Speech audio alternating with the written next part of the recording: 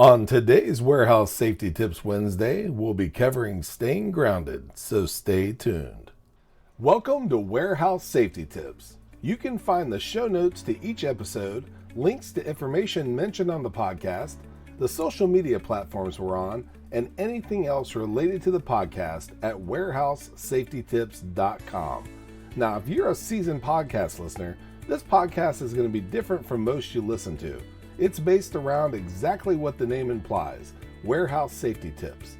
And since the people in this industry are busy, we know that time is money and each episode will be as short and to the point as possible. And now, with all of that out of the way, let's get to the podcast.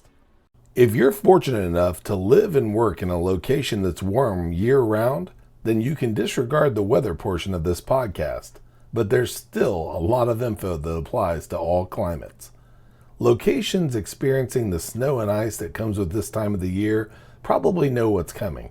You'll notice the title of our podcast today is Stay Grounded. We titled it that because slipping and or falling on wet surfaces is no joke. We've covered this topic before, but it's one that needs regular reminding.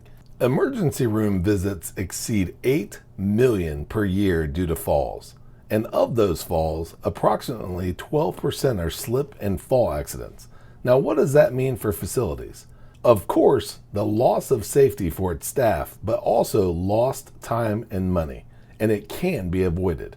Whether it's because of staff tracking in snow and ice, spills, leaking machinery, condensation, or any other reasons for an area being slippery, there's a way to lessen or warn for it. Here are just a few to get you started. If you do have snow and ice where you're at, stamp and wipe your shoes or boots at entrances.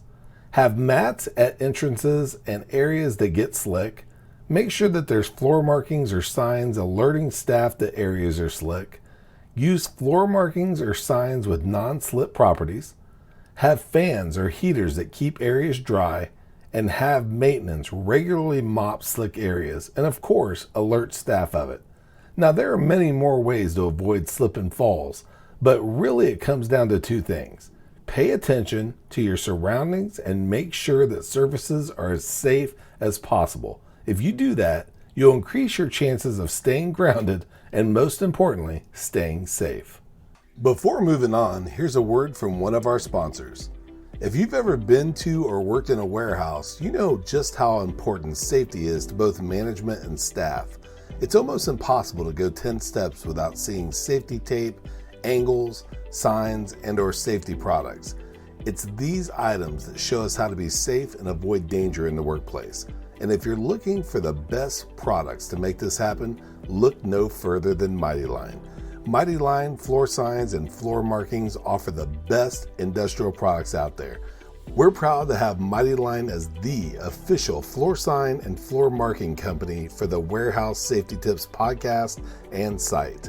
Go to mightylinetape.com/safety tips to request a sample pack of their incredible safety signs and floor markings.